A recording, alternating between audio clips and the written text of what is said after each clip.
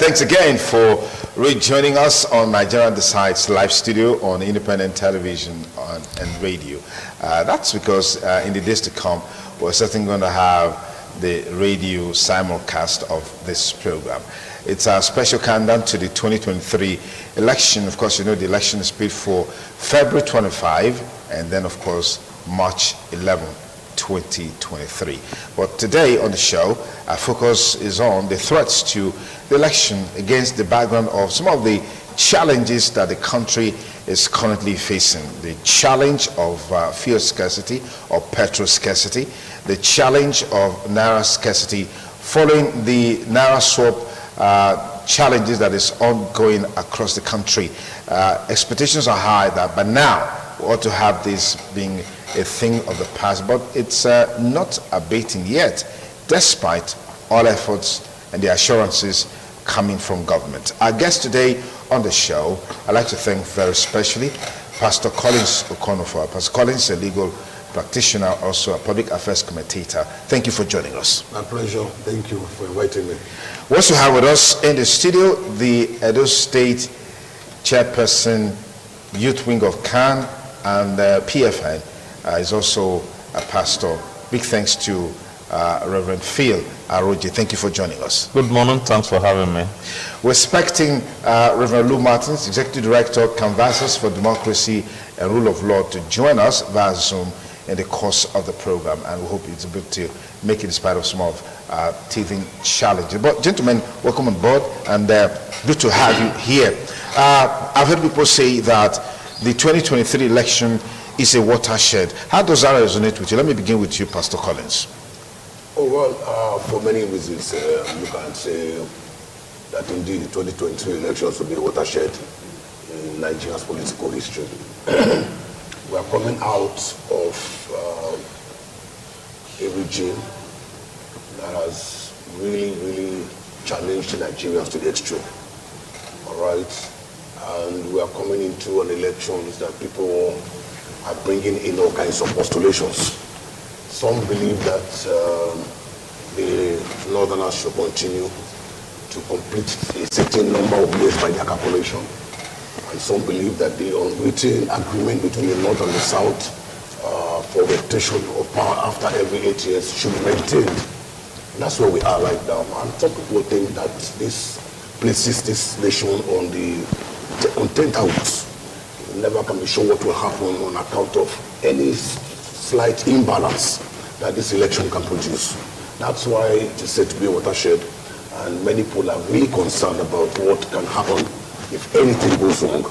All right, there are many kinds of postulations, but all told, I believe personally that the only way that Nigeria can go after these elections is higher. I don't believe that anything can take us lower than where Buhari has brought us. All right, for me, that's indeed the great watershed.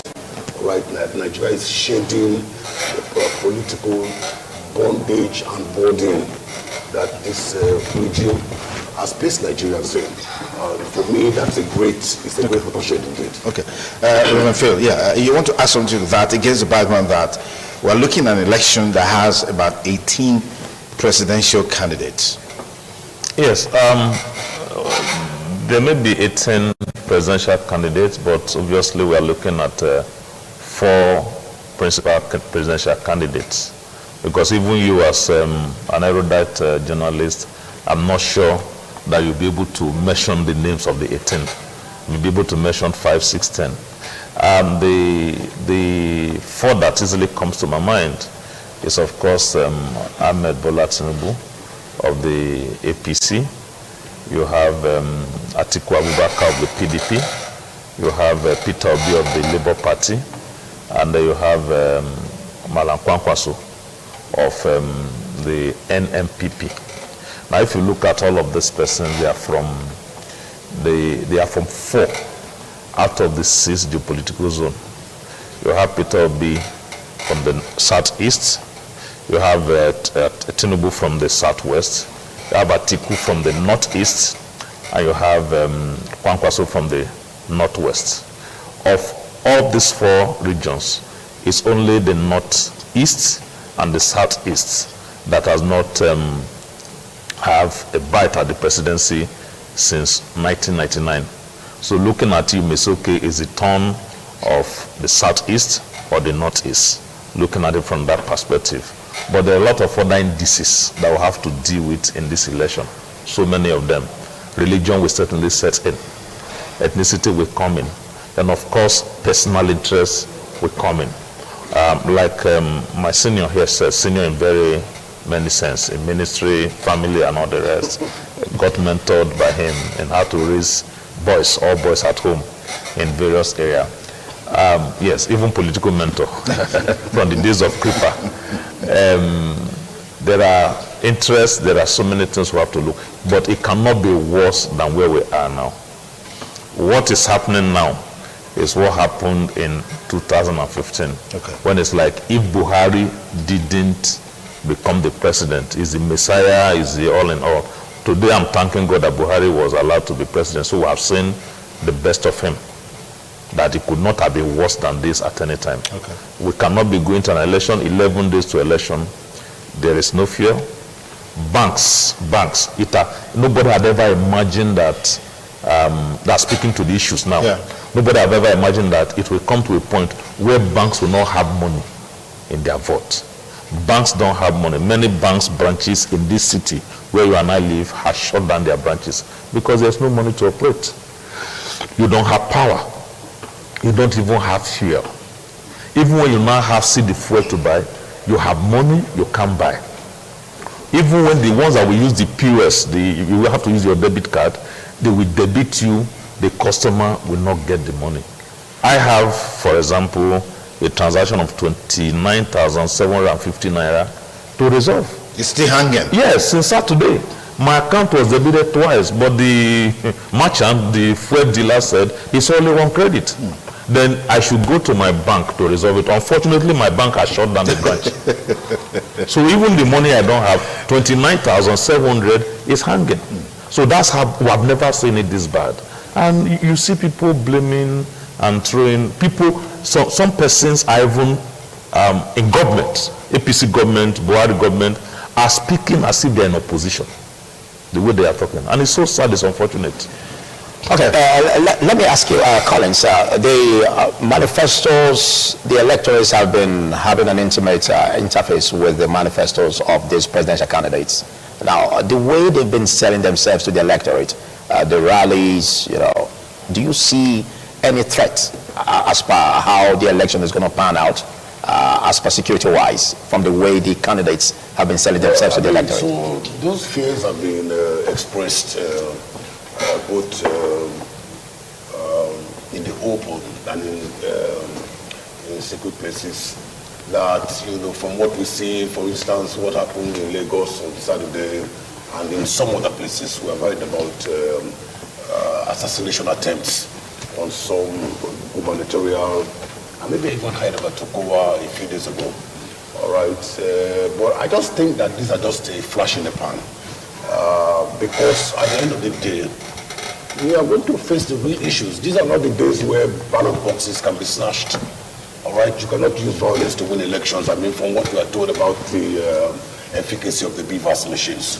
So I believe that, all told, the elections will come without violence. The only problem that I have right now is this orchestrated fuel and cash scarcity. It's orchestrated.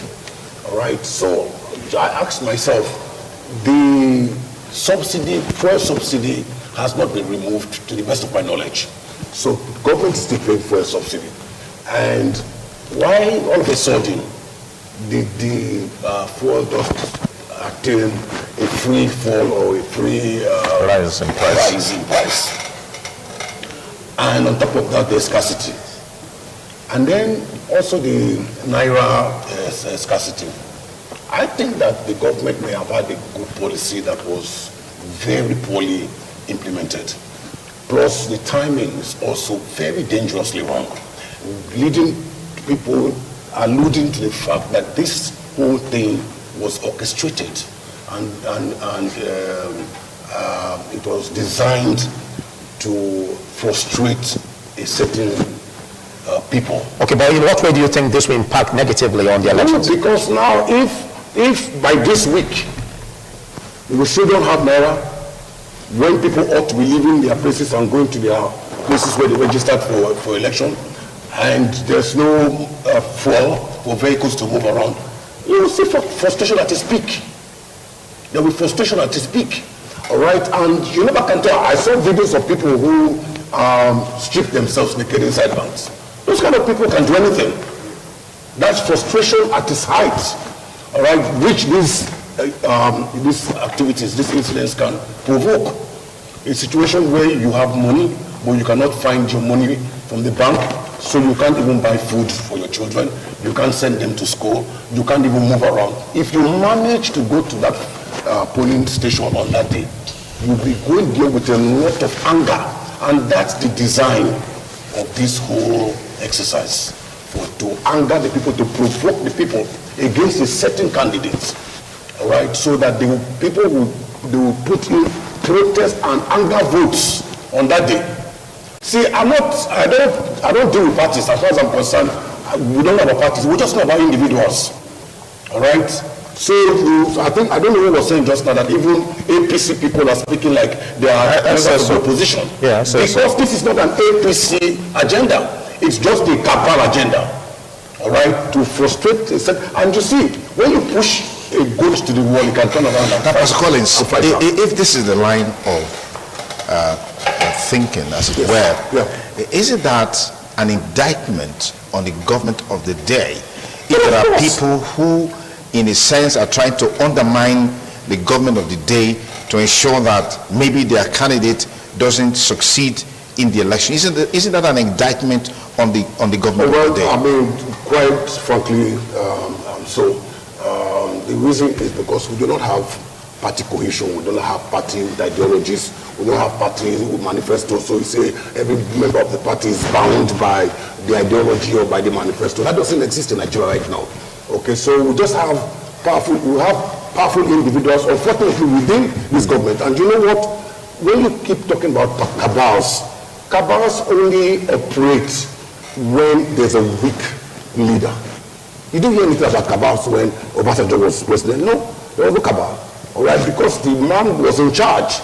When you hear a situation where one young man's name is mentioned and is the be-all and end-all in this government, so they talk about cabals, meaning that they sequester the president, keep him away from public view, they be the ones to feed him with what they want him to hear and take a feedback from him. All right, and then that creates a powerful clique. Okay. All right, who now pursue their own interests, even sometimes independent of the interests of the president.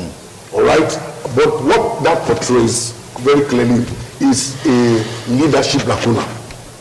Okay, Reverend Phil, let's catch you up with the seeming realities on the grounds related to this election, particularly some of the issues of threats. We talked about fuel scarcity, petrol scarcity, we talked about naira scarcity. Is this a deliberate policy or is a function of the global economic situation that we have at hand? Thank you very much. Like you said, laudable program, laudable policy, but wrong time for implementation. But my challenge is this. The people who are complaining of this most are part and parcel of the government. That's the irony of the whole thing. That's why I'm finding it very difficult to comprehend. In fact, it's on record that the first person who complained that his election is about being sabotaged is the presidential candidate of APC. He made that known in Abeokuta by people, powerful people in government. Other members of the party have even blamed Emefiele, that because Emefiele didn't win the presidential primaries, he's trying to sabotage this. Jonathan appointed Emefiele as CBN governor for a 5-year term. When he finished that term, that 5 years, the incumbent president reappointed him. He should not have reappointed him. But up to today, neither the president nor the attorney general of the federation or any other person at that high level of government had complained directly against Emefiele concerning this naira policy.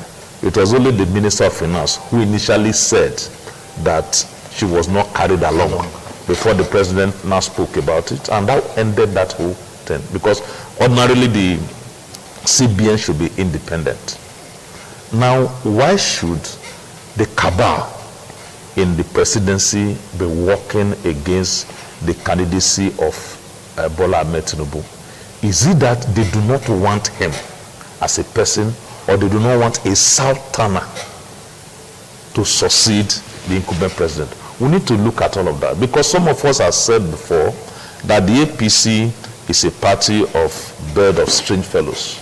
People just came together by all means to grab power, and they didn't know how to manage the power. And at the exit of the first man there, we can say the crisis they have led us into. Okay. I'm coming, sir. If it's a deliberate policy to sabotage the election of the man who alleged it, in whose favor? Is it going to be in favor of the Labour Party candidate? Or are they working for the NMPP candidate? Or are they working for the PDP candidate? The man who alleges, the burden of proof rests on him. So it is left for the people who are alleging that it's an attempt to frustrate them to tell us who is doing it and against who and in whose favor that they are planning all of this. But the truth is that this is not normal. But we saw it coming. Okay. We saw it coming. I listened to Collins Okonofo, and I also just got your tidbits on this. But do you seem to believe that there could be a political angle to this? Because you are trying to bring in some political coloration by saying if. Do you think there's a political coloration to this? Because sometimes we've always heard guests say that the policy has been laudable in terms of the CBN Naira note swap, and the implementation has been a problem. And don't you think this implementation was just is happening by chance? The issues we're having here is by chance, and not necessarily looking at the political angle as a deliberate effort. Yes. From the policy statements before now, that's why I said we saw it coming. Okay. When sometime in October or thereabout, when they announced the Naira redesigning and said the new Naira will be out by December 15th, there was also another policy statement that from January 9th, Monday, January 9th, individuals will only be allowed to withdraw 100,000 per week, 20,000 per day max, max 100,000 per week, and corporates will have access to only 500,000 per week. Yes, per week, max. After a protest, a couple of discussion protests like that on social media, they said, okay, individuals can do 500 per week, and then corporate can do 5 million. If you want more than that, you have to now apply. And the way you apply, the process that EFCC and the NIFAU and then some government agencies have to see the reason for those things. So we saw it coming that there's going to be cash crunch. That look, they want to curb the issue of vote buying. Because I have said before now that the worst form of corruption is electoral corruption. Absolutely. Yes, electoral corruption. So the issue of if it is to curb vote buying, so be it, good, well and fine. But the uncertain and the unfortunate thing is that my auntie, I'm an orphan now, my auntie, my sister in the village, doesn't have access to her money. People are crying. The spokesman to the president said the whole of last week he had only access to 20,000 naira to spend. People are crying. So no matter what plan it was, if it's to curb election, which I thought it should be, it has backfired. Okay. And the best thing for the government to do, instead of throwing blame and all the rest, in those the PDP will say it's a family problem. They'll go inside and sort it out. Let the president, the one they celebrated 8 years ago, the Messiah for them, let him call his team together and solve this problem. Because 11 days to a national election where government have to change, this is too bad. If Buhari was the one running the election for a third term or a second term, this wouldn't happen. Related to what you just said, and Collins Okonofo, there has been these claims and counterclaims by the CBN, the reactions over the Nigeria Security Printing and Minting Company not having papers, to print more notes. What's your reaction? Because even the CBN governor also refuted that claim that nothing like that happened, and they're on top of the situation. This is at one time both offensive and laughable. How can you come out with such a major financial policy and you announce it to the nation? giving us the impression that you had all your paraphernalia in place to make sure that this exercise goes on each week. You had adequate time to prepare yourself. And all of a sudden, you tell us that we can no longer use the old Naira, but there's no new Naira in circulation. That's a mockery. That's a mockery. Did you just know about the fact that the printing and security company doesn't have enough paper? I heard them saying that they are likely to take the notes to be printed abroad. I mean, this the nation's currency is a matter of national security. Yeah. You want to print our currency outside of Nigeria? That's a mockery of this country. For God's sake, you talk about it, it's very annoying. And you know why this whole thing is appearing like, one huge comedy? Because you see, when you initiate a policy and you are targeting one person on account of that, they are bound to be flip-flops, like you're experiencing now. You want to withdraw so much money from circulation. And these are monies that are in the hands of people. And they are not putting a corresponding amount of money in circulation. So this whole thing was orchestrated. It was meant to be so. Because they had one person in mind. All right? And this is like, how do you call that thing? Slapping your face to spite your face. How do you call that thing? Yeah, you're right. All right? So now the government has brought itself into disrepute, into odium, into a laughable state, and it's so discouraging and so disheartening. All right, Nigerians do not deserve to be made to go through. Now listen, in 2019, when Buhari was going for a second term, they made sure that Nigerians were happy. They sent to Sibajo to all the markets with trader money, cash. Yes. Cash to be distributed to market women. Make sure there was sufficient money in circulation. Make sure that everybody was happy. But now, so you know that they know what they're doing. They know what they're doing. Would he have done this if he was seeking a re-election? So, supposing they are trying to right the wrongs of Which was against the background that we've seen what has happened with someone like President Muhammadu Buhari in the saddle, and even himself has come out to say, look, if he were a bit younger, he probably would have been able to perform more. If he were a bit stronger, he probably would have been able to perform more. If he was, he had all the natural biological makeup in his favor, he probably would have been able to do more for Nigerians. We can look at it from that perspective, that this may be the reason why you have all of these issues being played out. I can't put this together. Buhari did not get into office by accident. He did not get into office because of the death of his boss. He prepared for election.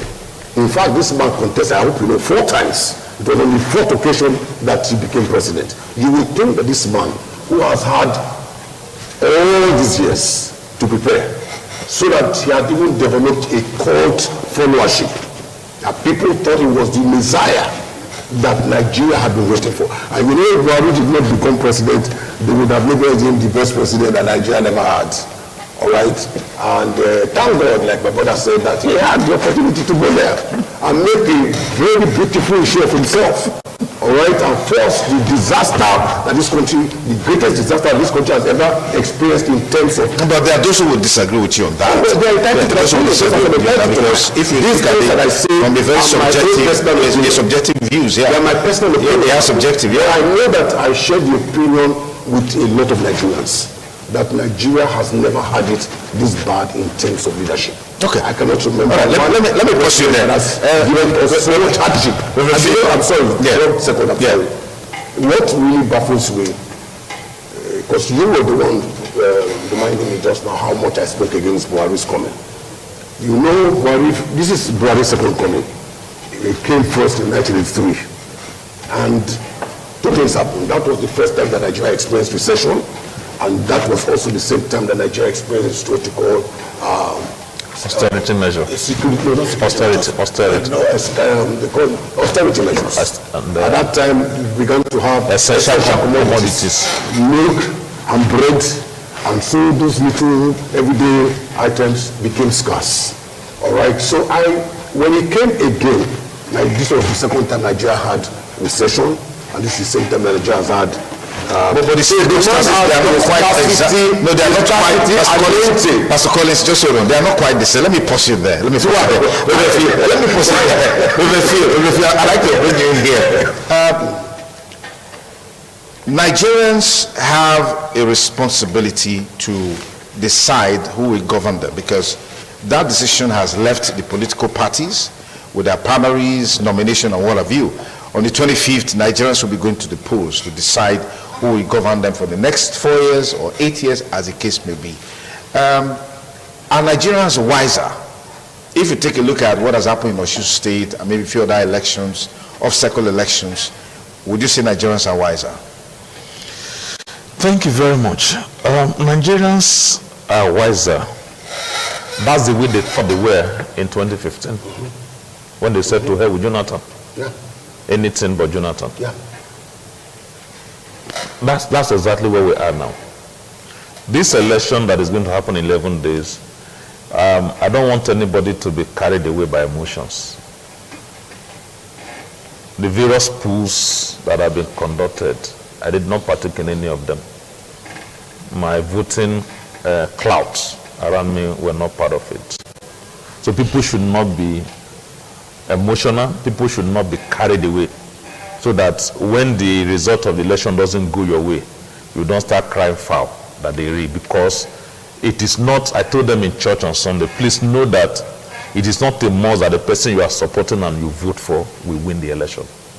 Because within your cloud, you are supporting a certain candidate, others in another cloud, another clan, have other indices they are using to support their candidate. We are wiser, but we have to tread cautiously, so that we don't set this nation on fire, because the outcome of the election may shock many Nigerians. That's the truth. A lot of factors are going to play out. I represent CAN and PFN youth wing in the state. Even within my leadership circle, I know how we are trying to galvanize and work the things through. Some are the very ones who say they are obedient or nothing. Some are articulated. Some are batified. And some are batified. And some are saying like, look, this Kwankwaso is the most intelligent and all the rest, let's follow him. So a lot of factors are going to play out. But the prominent one would be region and religion. Okay, do you see the incumbency factor as a threat in this election? And how prepared do you see the INEC in tackling this threat? The first one, the incumbency factor, will not be a threat, will not play much, because if it's there, we would have seen it. If the candidate of the incumbent political party is the one complaining, please take note that Atiku Abubakar has said the Naira policy should come and stay. Peter Obi said we cannot use two currencies. For as far as Peter Obi is concerned, let's do away with the old and continue with the new. That's what they have said. Kwankwaso said that, look, there is no presidential candidate that does not have access to an MD of a bank that can give him the amount of money that he needs. Unfortunately, or the only person complaining is the man from the incumbent political party. And he must know, he has a security report. He must know what we don't know. That's why I said region and religion is going to play out. If we have to put it there clearly, the North sees, the Northern Muslims don't see any Northern Christian as a true Muslim. That's the truth. They see him. So even the Southern Muslim, yes, Southern Muslim, as a true Muslim. Okay. So they may see Tinubu as a different person. So region and religion is going to play. The North also believes. In this election, we have one Fulani man, Atiku Abubakar, we have a Yoruba man, we have an Igbo man, and we have an Hausa man. On the other hand, if you look at the deputy vice presidential candidate, you have a Fulani man with Peter Obi, you have an Edo man with Kwankwaso, you have a Kanuri man with Tinubu, and you have an Eka man, you can see is part of Igbo, from Delta, following Atiku. So all of those factors, no matter what you think, the man from Agbo in Delta State, you will need to bring God with an ID card to speak to him to vote with Gozokowa. No matter what you preach, no matter how you say you're obedient, you cannot tell the members of his church and members of his community to vote Gozo. No matter what you tell me, there are people in Yoruba land, you can't tell them they're obedient. They are living in Lagos there. So that will play out. They not believe that we cannot lose it this time around. We have article there. One person wait for your turn. Just play around and wait for your turn. They have that one there. So all of those factors will play. Your second question, INEC. Yeah, the preparedness of INEC in tax. INEC had a meeting with the CBN last week, and also had a meeting with the Minister of NNPCL. And by the end of that meeting, I think that was Tuesday, Wednesday last week, INEC addressed the press. That was on Wednesday last week, and said, we are sure now, based on our meeting with CBN and the NNPCL, we have petrol for the election, and we have money for our agents. And of course, he took that information on Friday to the Council of State. So as far as what they have told us is concerned, INEC is prepared. Of course, you have seen the way they went through the distribution of the voters card. I'm sure 90% of Nigerians who actually wanted to collect their PVC got it. Okay. Yeah. Right. So I'm sure INEC is ready. Pastor Collins, for them. yeah, but let me get you in here. We saw a resurgence of voters wanting to first get registered and then collect their PVCs. Apparently, that's not unconnected with the realities of the economic situations, the insecurity, and all of those. Do you see that translated into the election proper? And we've been told by INEC from that data that majority of these people, they are youths. Is that a major factor in this election? Well, I have interacted with a number of youths up until last night. And what I find very disenchanting is the fact that, you see, these people who are very boisterous on social media or even on the streets, find out. I was shocked because I did a little sampling and I found that a number of them do not have voters cards. It will shock you. It will shock you. I would say I've done a sampling of about 20 people within the past 2 days. And out of those 20 people, I would say maybe just about a quarter of them have voters cards. With all the noise that they make. It's the reason why I thought that, like my brother was saying just now, see, everybody has to be asked to wake up and smell the coffee. Because people are having fantasies about how one candidate is going to march from nowhere and then clear the whole country. I mean, wake them up and ask them to smell the coffee. Because that's just not going to happen. It's not going to happen. There's no question about the fact that you need structure. You need paraphernalia to win elections. Presidential elections is not base. You need structure to win it. All right? And you're not going to be fantasizing or being under any emotion. When you talk about structures, what are structures? Okay, so let me tell you what is what are structures? Okay, are they buildings? Are they cars? Are they vehicles? Are they human beings? Let me permit me to take the Labour candidate, for instance, Peter Obi. All right. Of all the 36 governors in this country, the Labour Party does not have one. Of all the 90, how many senators? 109. 109 senators, Labour Party does not have one. Of all the members of the House, 360. Maybe, sorry? 360. 360. Members of House of Rep. I don't know how many members are of Labour Party. Local government chairman, House of Assembly members. How many of them have the Labour Party? And these are what we call structure. Because these are the people that will produce polling agents to watch your votes and defend your votes. You don't have polling agents, you don't have people who will spend their own money to make sure that your votes are not compromised. But will it not be wrong of you to say that because we don't have the statistics to show that? Will it not be wrong of you to say that because we don't have the statistics to show? Now, of the 36 state How verifiable are these statistics? Even of the 5 state governors from the southeast region, there's not one that is supporting Obi. How verifiable are these? I think one of them has anyone come out to tell you. Now, Pastor Collins, it brings us back to what I asked at the beginning. That these structures you're talking about, they are human beings. Of course. Okay, so they are human beings, yes. and they are also paraphernalia. Yeah, they are literally human beings. The governors will provide logistics to mobilize people to ensure that their own particular interests are protected. And guess what? You know these governors. Yes. In this coming election, their political future is also going to be determined. Whether they will go into oblivion or whether they will remain relevant. Okay, but if the people make a resolution, will it count? Because we saw that happen in Edo State, the second term aspiration of Governor Godwin Obaseki, where the structures and all of these things we talked about failed. The people rose up to the occasion to say, this is how we want this election to go. We saw people go to we saw people go to polling units with bags of money that they couldn't use, that they couldn't spend, that people didn't take. We saw that happen here. There's no way of determining who came with bags of money. But people did went to, they did go there to with money. Yes. Where is still a subject of speculation. Yes. All right. And when you say structure collapse, that's not true.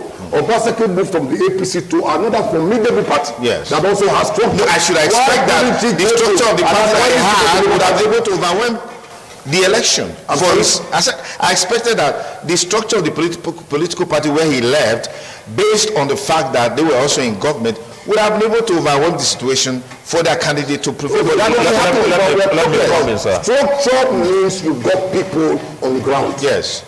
At every level, you have people on ground.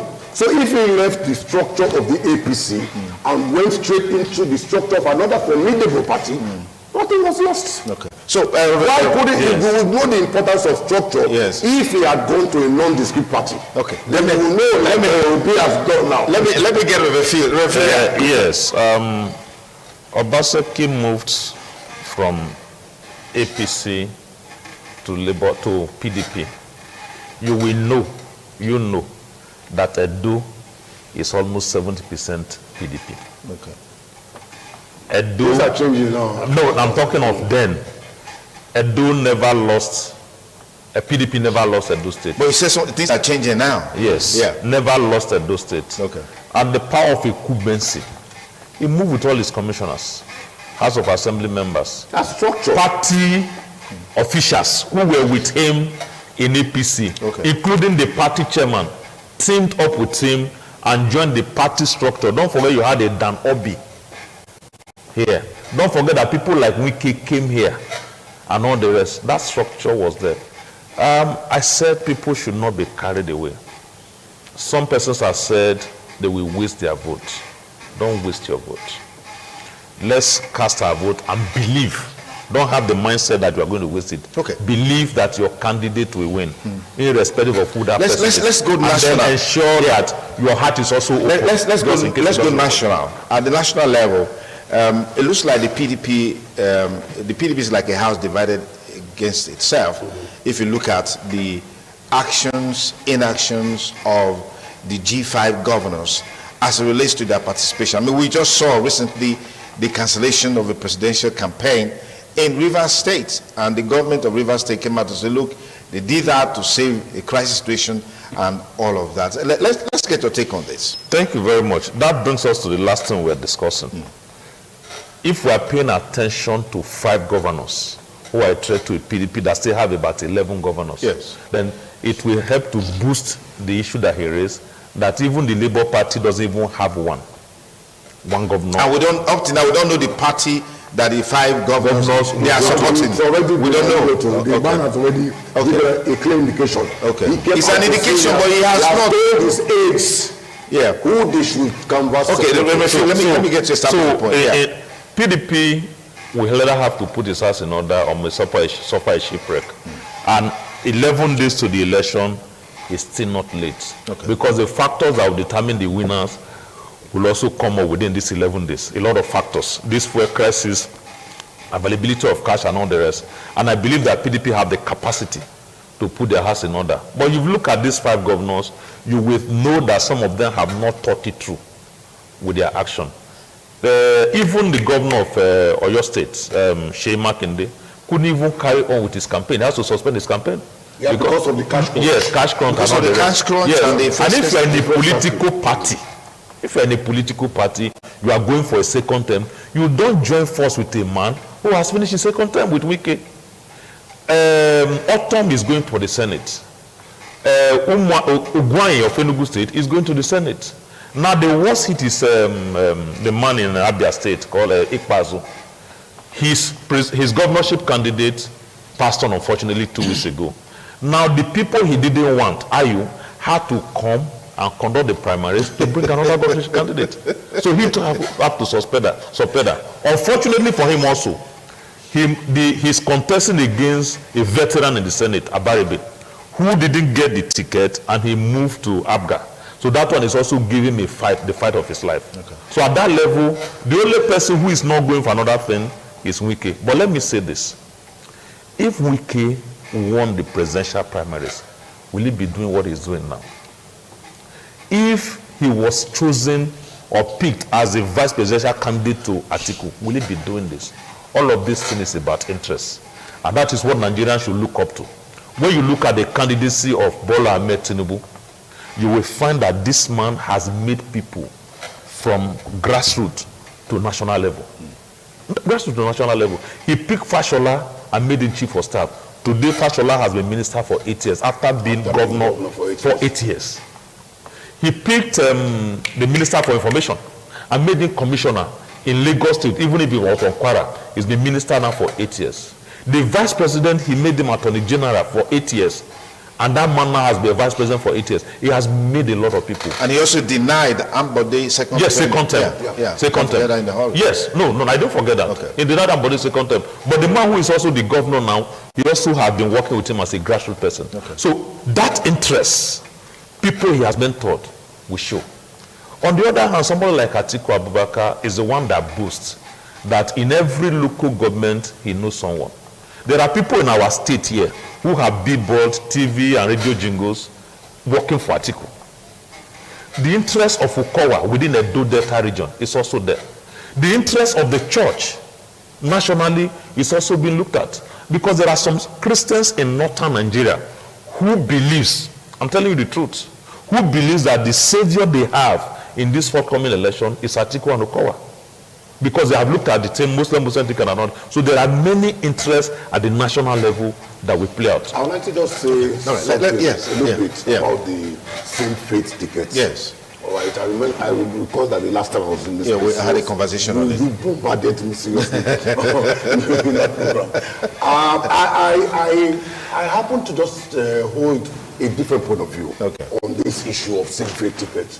I am even thinking that the interest of Christians will be more protected under the same faith ticket. And I'll tell you why.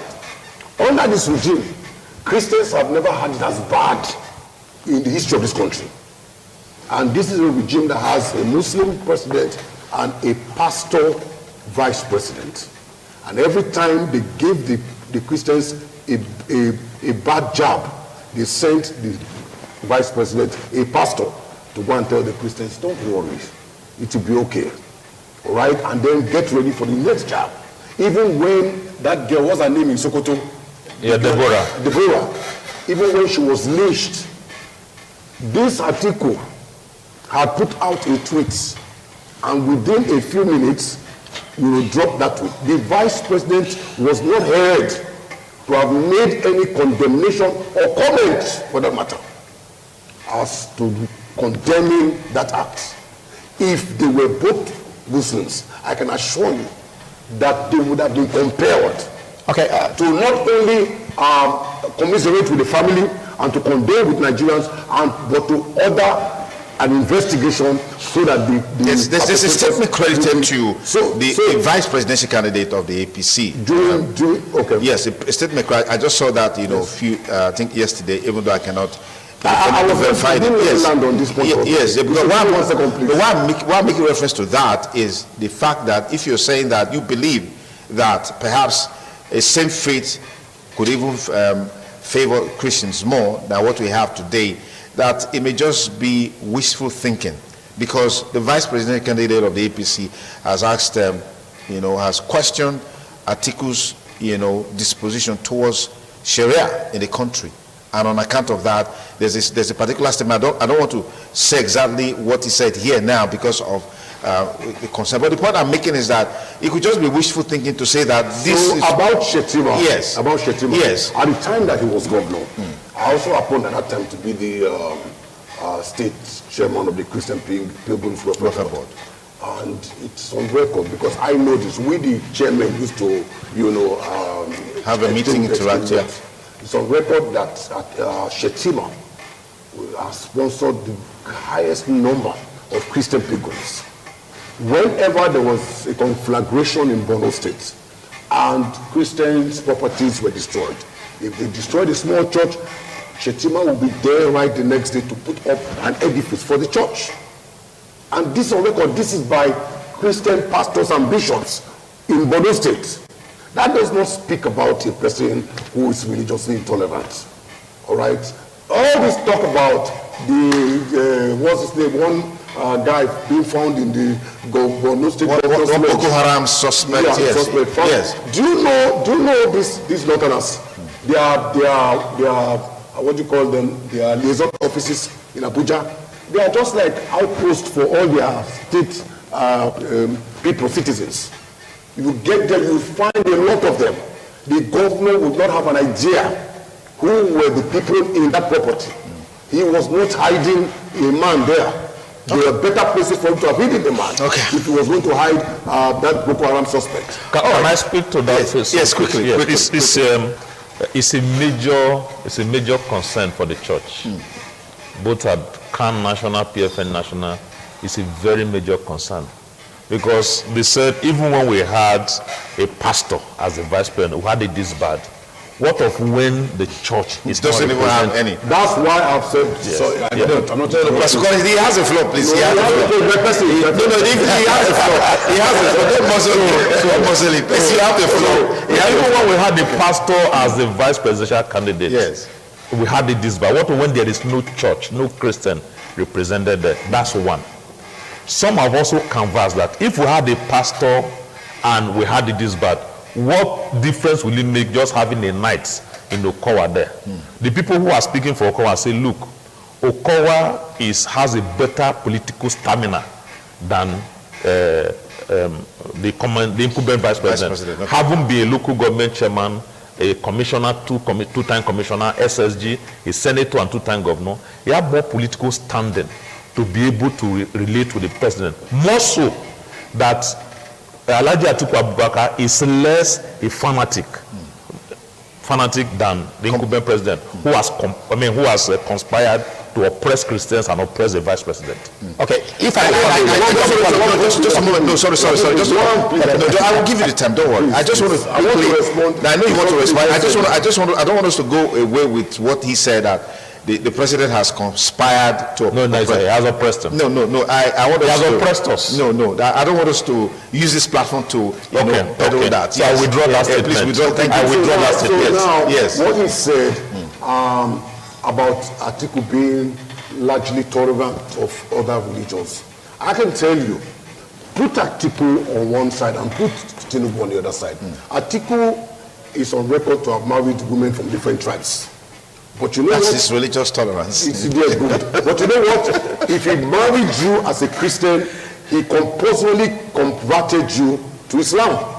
Check out and find out if there's any Christian wife. Okay, come out. For what you're playing out. Number two, now find out about Tinubu. As a matter of fact, the reason why Tinubu was constrained to have to take a Muslim as his running mate is because the North does not see him as a true Muslim.